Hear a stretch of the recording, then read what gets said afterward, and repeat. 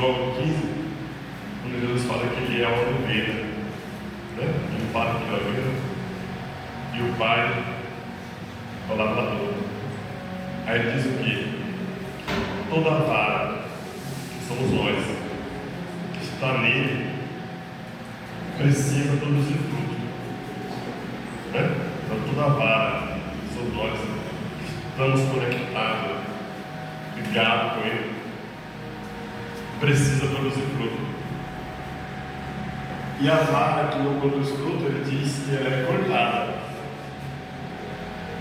e colocada para queimar, né? Então se refere a juízo. O mesmo Deus que ele fala de amor, ele fala de juízo. O mesmo Deus que fala de céu, fala de inferno. É lógico. Eu sou a oliveira verdadeira, mas é o meu Pai que é o lavrador, ele que lava. Então toda vara que está em mim, ela precisa produzir frutos. E aquela que está em mim, que não produz fruto, ela é cortada e posta, colocada para queimar e arde. Quando se refere a arder, está se referindo ao lugar de juízo. Os judeus eles falharam muito, porque na época em que Jesus veio é uma época crucial para o povo judeu. Eles estavam esperando ali na promessa da vida de Jesus, estavam esperando, ele era o que ele mais queria, que Jesus viesse. Só que muitas vezes eu estou esperando que algo aconteça do meu jeito. É onde que eu falho, é onde que nós falhamos. Que a gente quer que algo aconteça do meu jeito, do nosso jeito, da nossa maneira. E nem sempre vai ser assim, porque o Senhor anda na contramão. Imagina um carro na contramão, na adulto na contramão, né? Imagina, mas é assim. E aí Jesus ele veio, não montado no seu cavalo branco ali, né, para guerrear, libertar Israel das guerras do Império Romano, tudo bem, não.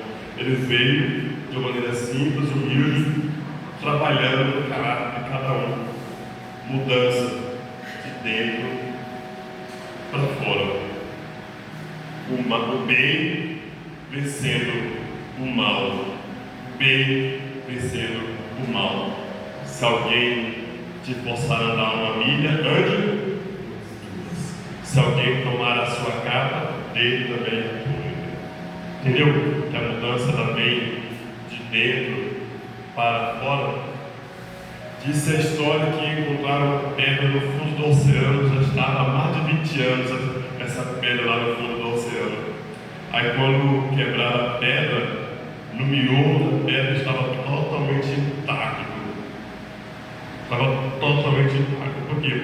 Porque ainda que ela estivesse no fundo do oceano por mais de 20 anos, a água não teve o poder de penetrar, eu só por fora. Assim é a palavra. Nós temos que ouvir a palavra do Senhor e deixar ela entrar no nosso coração para que haja mudança de dentro para fora. Porque eu uso um termo bem interessante.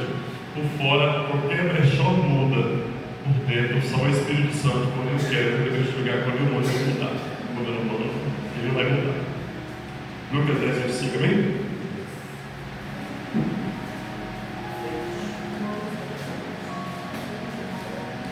Parábola do bom samaritano, eu muito essa palavra e vejo assim que é a nossa realidade.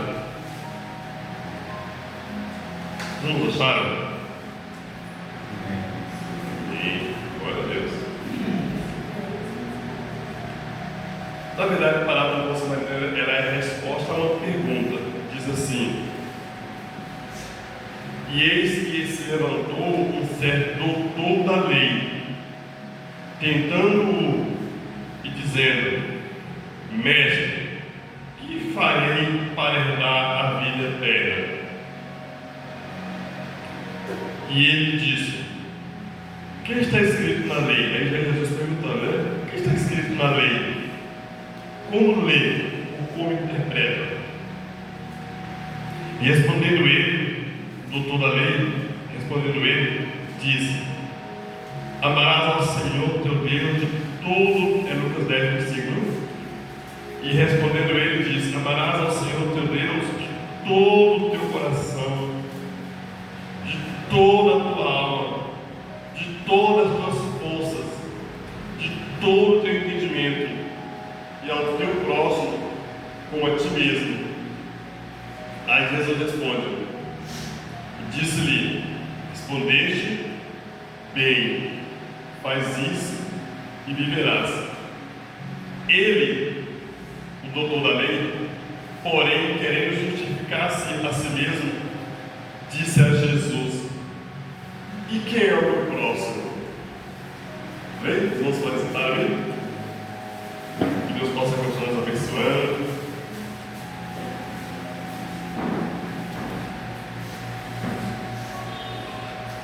O lugar que for, 10 bem, né? Bem. Graças a Deus que Deus aí vai suprir, né? Passa muita gente, né? É bom você ter falado por exemplo, eu sou muito festeiro, né? Vou fazer festa no bom sentido, moço. Congresso, manhã com Deus, encontro de casal, varão. É bênção, né? Eu estou tendo que Deus vai grandes obras, grandes coisas que vai fazer aqui. E aí, né, como estava falando, então o Senhor Jesus ele veio, não como eles esperavam, não da maneira dele, para guerrear com o Império Romano e libertar Jesus, o povo de Israel, não. Ele veio libertando, não o físico, libertando a alma, de dentro para fora. Muitas vezes a gente pensa que Deus está preocupado com a nossa carne, Ele não está preocupado com a nossa carne. Não. Está preocupado com a nossa alma. Quer ver uma coisa? A Bíblia diz que quando Naamã, ele vai para Samaria, o leproso, o que ele mais queria era ser curado da lepra, não é verdade? Ele era leproso.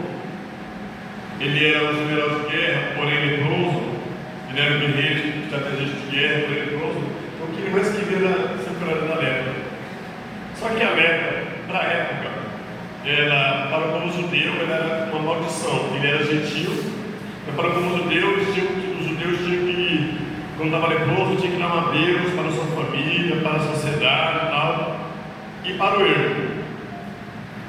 Ninguém passava por perto do leproso porque era considerado maldição e poderia ser contagioso. Ele, no caso, como ele era gentil e ele era estrategista de guerra, toda manhã ele tinha que colocar suas vestes e ir para a batalha. Mas o que ele mais queria na sua vida era ser curado da lepra. Né? E aí, aquela menina, ele vai, de encontro com ele já para ser curado. Só que, além da sua lepra física, ele tinha uma lepra espiritual.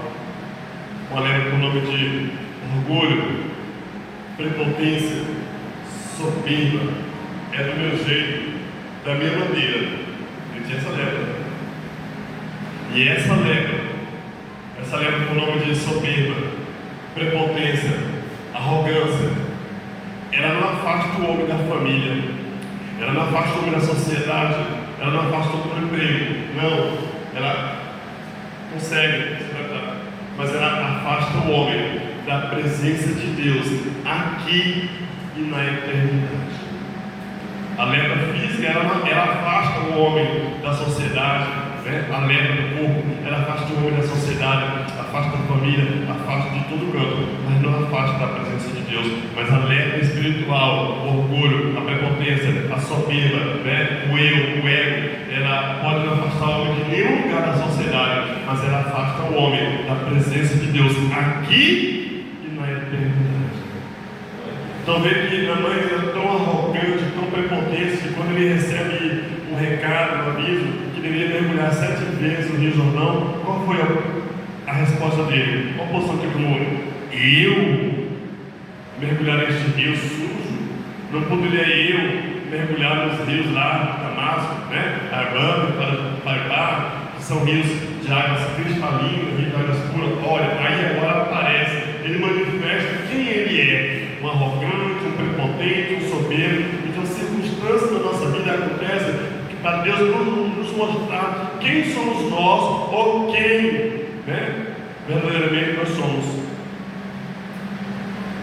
E aí, nós entendemos que quando Naamã, ele começa a mergulhar, por fora nada estava acontecendo.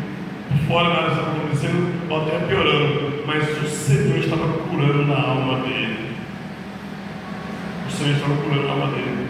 E a Bíblia nos diz que quando ele dá o último mergulho, ele levanta totalmente restaurado no físico e no seu espiritual. Ele levantou tão restaurado espiritualmente que ele ficou arrogante, prepotente, soberbo, mas quando ele volta simples, humilde, ele levando um jugo de terra para adorar o Senhor em cima daquela terra, lá na terra dele.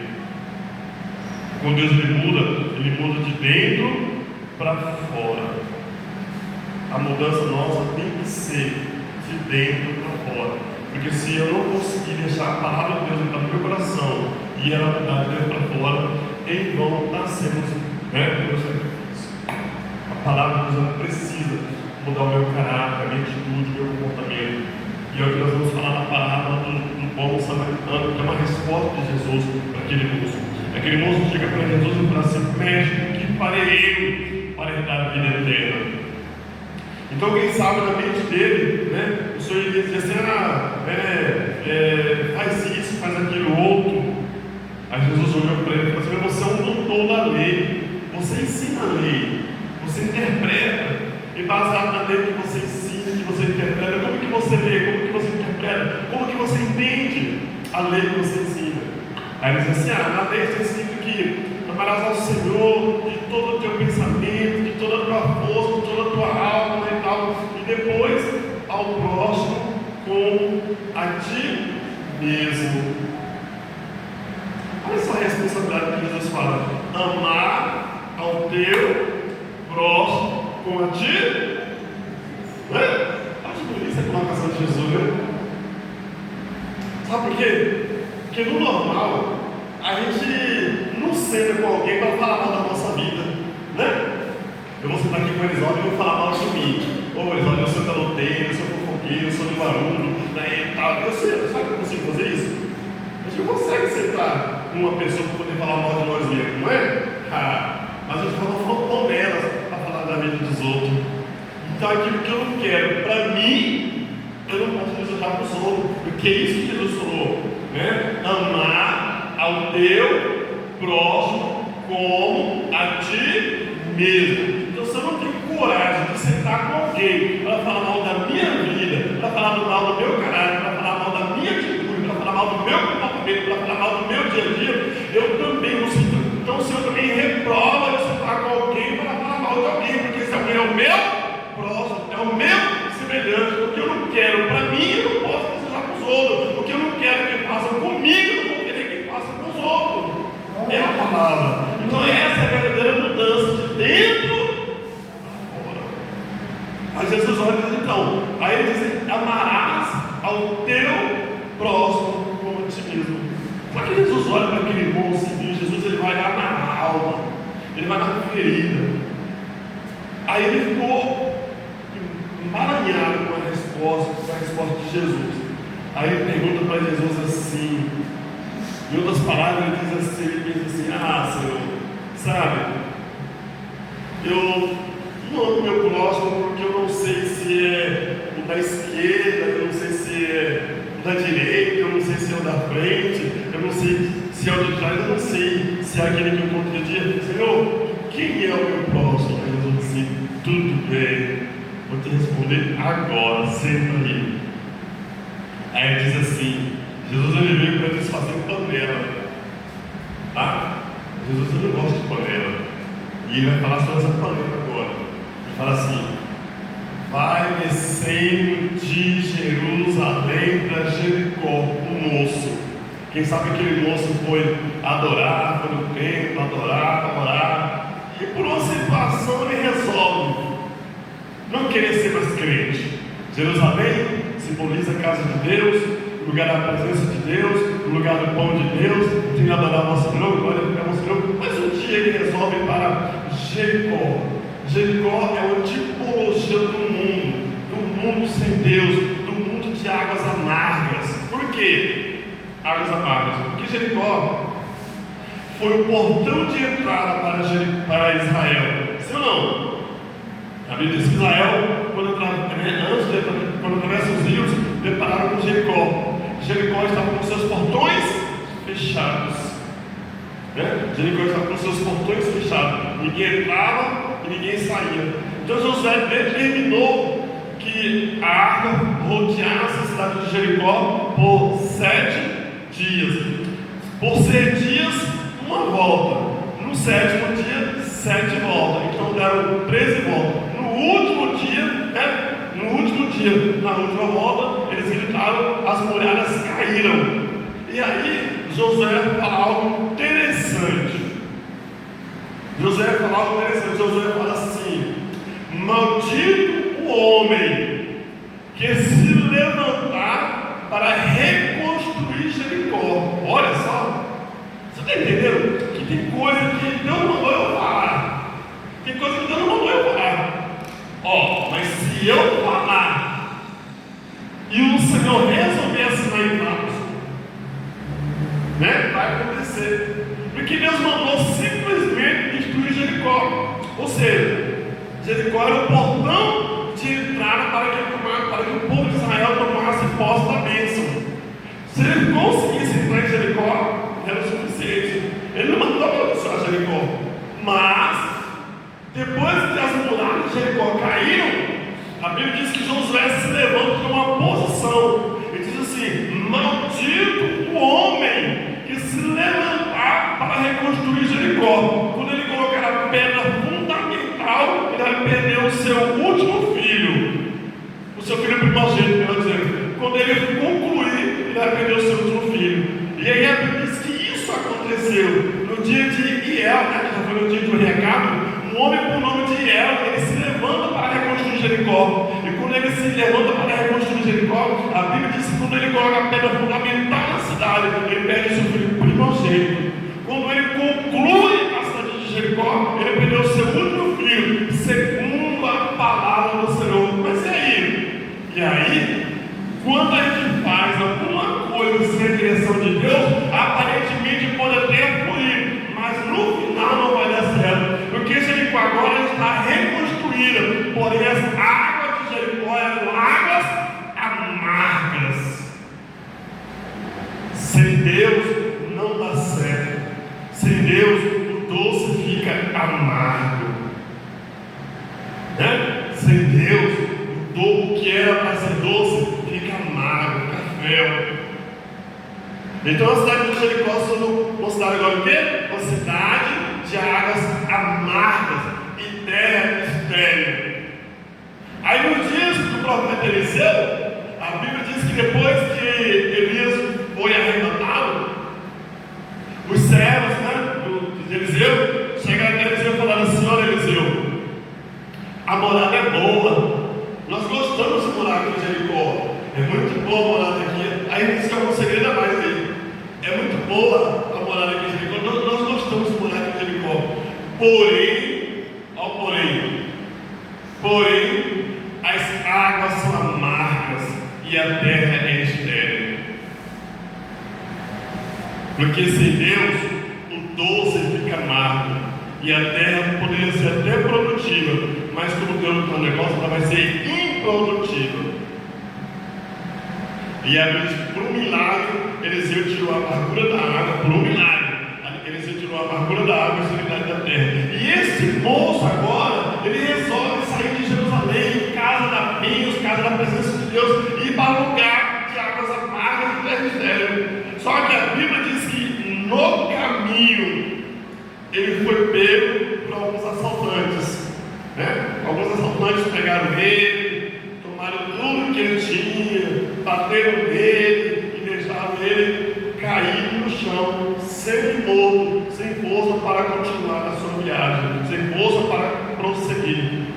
Aí Jesus olha para o rosto daquele moço e diz assim: e sabe quem passou por aquele caminho? Não, passou um sacerdote, passou um comparsa seu. E quando ele viu aquele moço caído, né, aquele sacerdote, tanto falou de amor, tanto ensinou a lei, tanto tem suas ovelhas e tal, quando ele viu aquele moço caído, ao invés de ele chegar perto e ajudar e apoiar, sabe o que ele fez? Ele passou de largo, foi embora, não socorreu quem precisava ser socorrido, não tinha nada para oferecer, estava com o coração vazio e mão fechada. Vai mexer com Jesus, né? Vai fazer pergunta para Jesus. E aí, ocasionalmente, sabe quem passa também por aquele mesmo caminho? Um levita. E dá para ver que o levita aprendeu muito bem com seu professor, com seu líder sacerdote. O levita é aquele que adorava, aquele que isso, aquele que cuidava do templo, aquele que cuidava da arca, aquele que fazia manutenção dos bens do Senhor. Quando ele viu aquele moço caído, tal qual o sacerdote, tal qual o líder, passou de largo, foi embora, não socorreu quem precisava ser socorrido, não apoiou, não ajudou quem precisava de ajuda ou de apoio. E o doutor da lei ouvindo. E aí Jesus prossegue, só que ocasionalmente vai passando por aquele mesmo caminho um samaritano, e aquele samaritano, ele estava de viagem, e quando ele viu aquele moço cair no chão, todo machucado, sem força para andar, ele moveu-se de íntima compaixão. É interessante como que Jesus ele promove situações para quebrar as barreiras da nossa vida, para quebrar as barreiras raciais, a dificuldade que a gente tem. Todos nós temos dificuldade, algumas barreiras, algumas situações, não tem jeito. E judeu não se comunicava com o samaritano. Era uma barreira terrível. Aonde tinha um samaritano, o judeu passava a longa distância. Tanto prova que quando Jesus está ali, no poço de Jacó, a Bíblia diz que ele já estava ali a volta de meio-dia mais ou menos. Estava ali no poço de Jacó, porque os seus discípulos tinham ido à cidade fazer compra. E quando Jesus está lá, quem chega? Uma samaritana. Quando Jesus pede água para ela fala assim: como? Sendo tu judeu, pede água a mim, que sou mulher samaritana. Porque os judeus, o quê?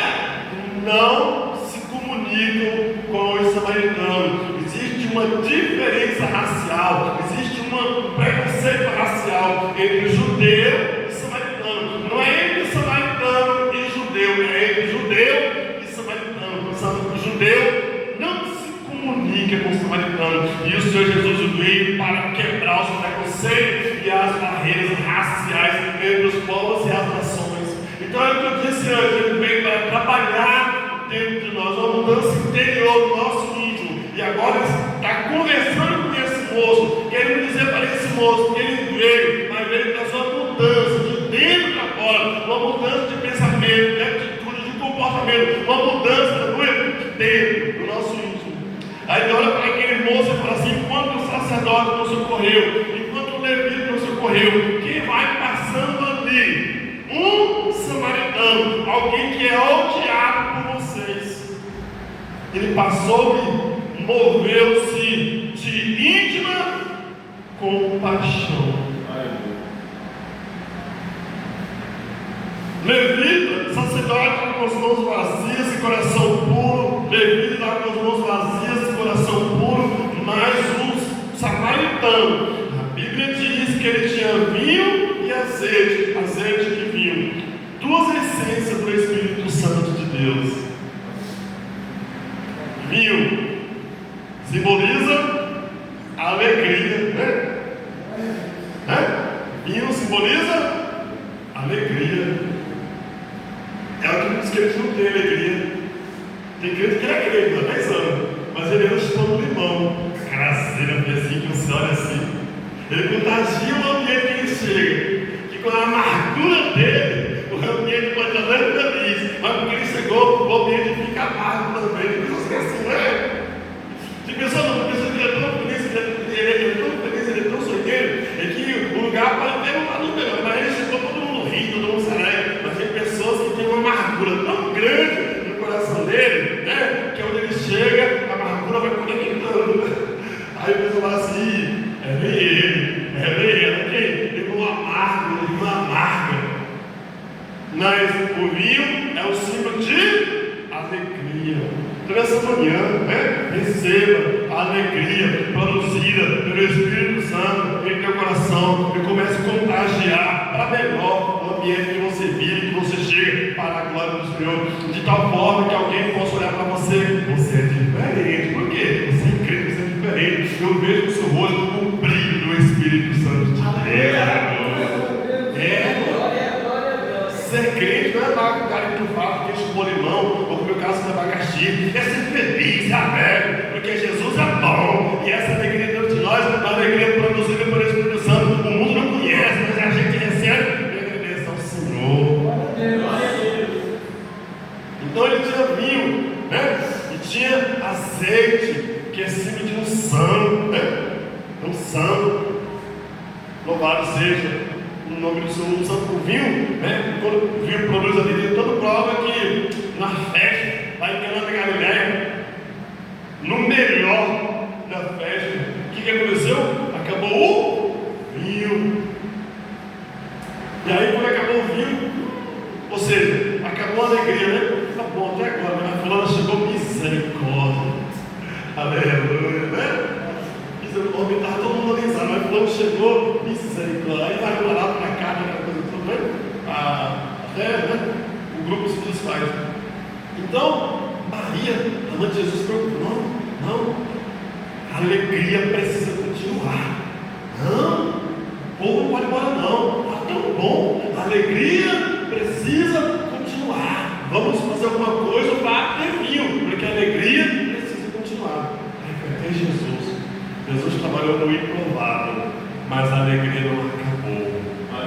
Jesus ele trabalha no improvável. Ele é bom. Ele trabalhou no improvável, mas a alegria voltou. O que for preciso Jesus fazer, Ele vai fazer, mas a alegria vai voltar. O que for preciso Ele fazer, Ele vai fazer, mas a alegria vai voltar. Aleluia.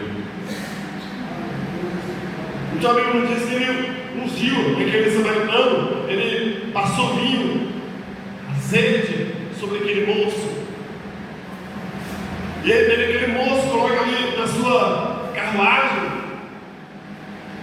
e leva ele até uma estalagem, um religioso, um hotel, alguma coisa assim. E passou a noite cuidando dele. Meu Deus, olha que coisa. Olha que ensinamento. Passou a noite cuidando dele. No dia seguinte, ele olha e vê que o moço estava melhor, mas ele não conseguia andar, estava muito machucado. E aí ele chama o hospedeiro daquela estalagem e fala assim: ó, eu vou te dar 2 dinheiros para você cuidar dele. E eu estou indo a uma viagem. Quando eu voltar, eu vou voltar por aqui. E se você gastou alguma coisa a mais, quando eu voltar, eu te restituo. Toda vez que muitas vezes eu estou meditando sobre essa passagem, eu estou lendo, eu penso assim, que a gente tem uma atitude muito interesseira. A gente é muito egoísta, é interesseira, a gente só quer fazer alguma coisa por alguém, já pensando no amanhã e poder me atribuir.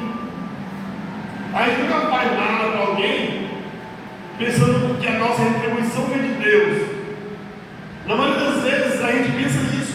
Eu vou fazer para o fulano porque amanhã ele pode me atribuir. Eu vou fazer para o fulano porque amanhã ele pode me atribuir. E aí ele se decepciona, se frustra. O que eu posso fazer para que eu fizer? Eu tenho que entender que a minha recompensa vai vir do Senhor. No momento em que eu mais precisar, o Senhor vai colocar alguém no meu caminho, vai colocar alguém na minha vida para me abençoar, porque eu plantei na vida de alguém. Então através de alguém eu vou colher, assim. Mas alguém direcionado pelo Senhor. E quando eu faço para alguém, esperando a recompensa daquela pessoa, eu vou me decepcionar, eu vou me frustrar, porque nós somos falhos, não tem jeito. Por mais que eu queira, eu não vou conseguir. Então aquele moço da estalagem poderia perguntar: mas é parente teu? Teu pai, tua mãe, teu irmão, teu compadre? Não, não é nada não. Por quê? É porque no normal a gente só faz com quem a gente conhece, com quem a gente considera. Aí ele deu 2 dinheiros. Ele deu dinheiro. No final, Jesus pergunta, agora vem a palavra-chave. Agora vem a palavra-chave. Quem está agora com a Bíblia dela? O último versículo do. Eu sei o que está escrito, mas agora vocês lerem, tá bom? Por favor. Lucas 10, 25. Subir aqui o versículo 10, 25.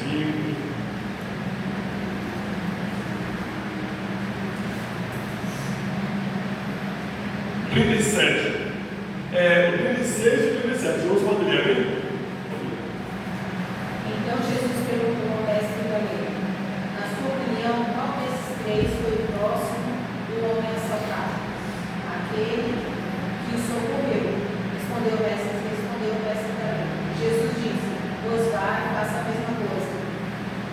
Só o versículo agora. Pois vai e faça a mesma coisa. Um pouquinho mais. Aquele que socorreu.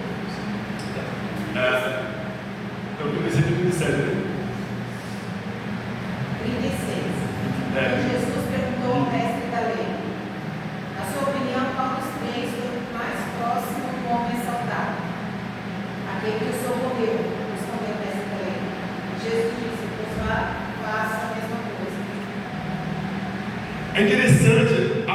Jesus, o que Jesus faz para que as barreiras do nosso interior não sejam quebradas. Olha só, isso é normal, né? Depois que Jesus acaba de contar a parábola, a história, Jesus olha para ele e fala assim: na sua opinião, qual dos três foi o próximo, né? O próximo daquele assaltado, daquele que caiu no meio do caminho? Na sua opinião. Se fosse um sacerdote, ele ia falar assim: ah, o sacerdote ele é meu amigo, é meu irmão. Se fosse o levita, ah, o levita ele canta na minha igreja, o irmão falou de tal. Mas ele é o samaritano. Observe, quando a gente tem bronca de alguém, isso é normal. Quando a gente tem bronca de alguém, a gente não consegue falar o nome da pessoa. Não é verdade? A gente arruma algum apelido, mas não fala o nome da pessoa, não é? É ver aquela cabelo de arapuá, aquela pé não sei de quê, aquela não sei o que. A gente arruma qualquer apelido, mas não fala o nome da pessoa. É ver aquela amostrada, aquela que se aparecer, é ver aquele bico não sei de quê, barriga sei lá de quê. A gente arruma qualquer apelido, mas a gente não consegue falar o nome da pessoa. E aí mostra isso. Aí nesse texto mostra isso. Por quê? Porque se fosse sacerdote, ele ia falar: ah, foi sacerdote. Se fosse levita, ele ia falar assim: ah, foi levita. Mas foi um samaritano. E judeu tinha uma bronca tão grande de samaritano que não falava o samaritano. Ele falou assim: ah, que usou de misericórdia. O que Jesus disse para ele? Vai e faz da mesma forma. Sério? Vai e faz da mesma forma. Aí nós entendemos uma coisa, nessa parábola tem uma outra coisa. Nessa parábola tem uma outra coisa. Quanto que de dinheiro o moço samaritano deu para o moço primeiro? É um jogo, né, teológico agora. É um jogo teológico, porque a Bíblia nos relata que o samaritano deu 2 dinheiros para aquele moço da estalagem. Tirou 2 dinheiros. E eu estou indo em uma viagem. Quando eu voltar, eu volto por aqui para um acerto de compra.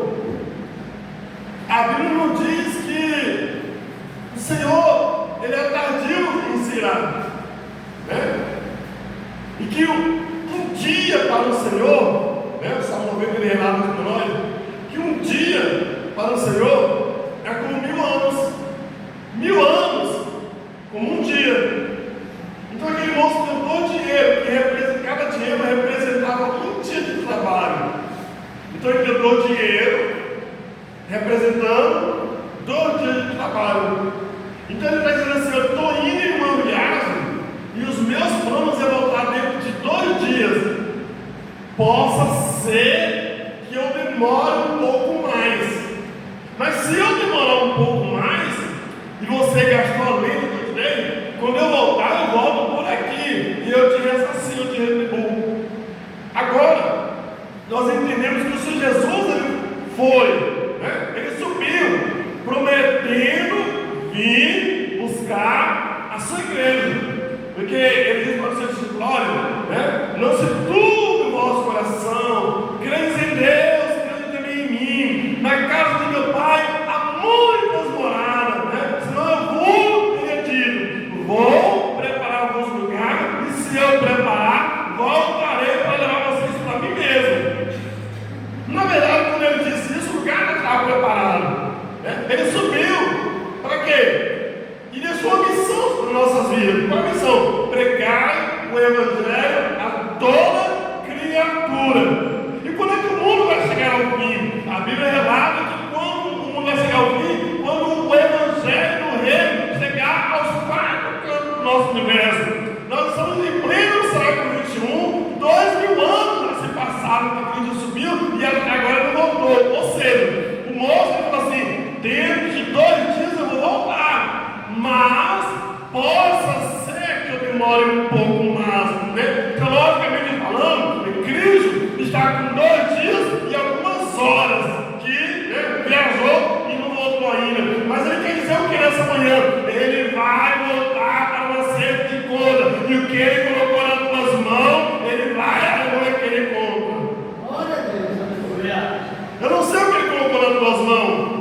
mas o que Ele colocou nas tuas mãos, Ele vai voltar para uma série de contas. Ele deixou uma responsabilidade sobre os seus ombros, Ele deixou uma responsabilidade sobre as suas mãos. E ai de ti se recuar, ai de ti se licenciar. Olha, toma conta desse moço, todo dinheiro. Cada dinheiro representa um dia de trabalho. Eu estou indo em uma viagem para voltar dentro de todo dia. Possa ser que eu demore um pouco mais. Estamos a 2026 e Jesus subiu. Não voltou ainda, mas Ele vai voltar. Aleluia. Mas será que Ele não voltou ainda? Melhor dizendo, todos os dias Ele tem voltado para alguém. Todos os dias Ele tem voltado para alguém. Nós estamos aqui agora na presença de Deus, mas corpos estão sendo tampados agora por alguém que Jesus já voltou para Ele. Jesus está voltando. Não é tempo de brincar, é tempo de estar aí clamando pela misericórdia do Senhor, intercedendo, é tempo de estar trabalhando, porque Ele vai voltar para uma série de contas. Ele vai voltar. E Ele veio justamente para isso, para fazer a gente, refletir, mudar de dentro para fora. Quantas pessoas estão nas mesmas condições que aquele doutor da lei, vivendo não Cristo, vivendo uma religiosidade? Eu não falo com ela, que eu não falo comigo, que eu não falo com você. Enquanto o Senhor veio para quebrar as barreiras raciais, mudar o nosso interior de dentro para fora. Aleluia. Amém, irmãos? Que Deus possa continuar nos abençoando. Vamos orar? Com permissão do nosso pastor, Deixa eu falar com cada um de vocês, não se também. Pai querido, Pai amado, obrigado, Jesus, Senhor, por essa palavra do Senhor ministrar aos nossos corações. E Pai, nos ensina a sermos servos da Tua palavra, Senhor. A não simplesmente ouvir a Tua palavra, mas depois de nós ouvirmos a Tua palavra, nos ajuda a viver a Tua palavra, nos ajuda a praticar a Tua palavra. É como o Senhor Jesus, o Senhor mesmo disse, depois dos seus ensinamentos, que aquele que ouve a Tua palavra e as pratica é semelhante ao homem prudente que edificou a sua casa sobre a rocha.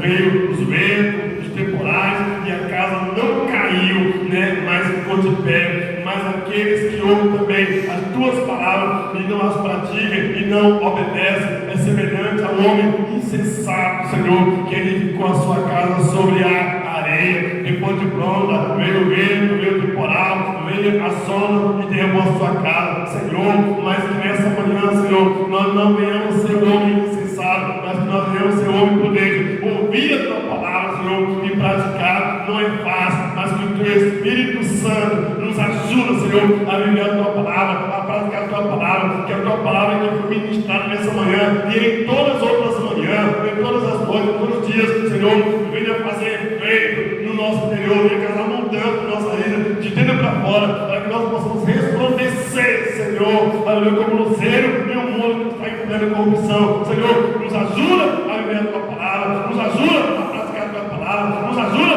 obedecer a Tua palavra. É o que nós, Pai, te pedimos e te agradecemos em nome de Jesus.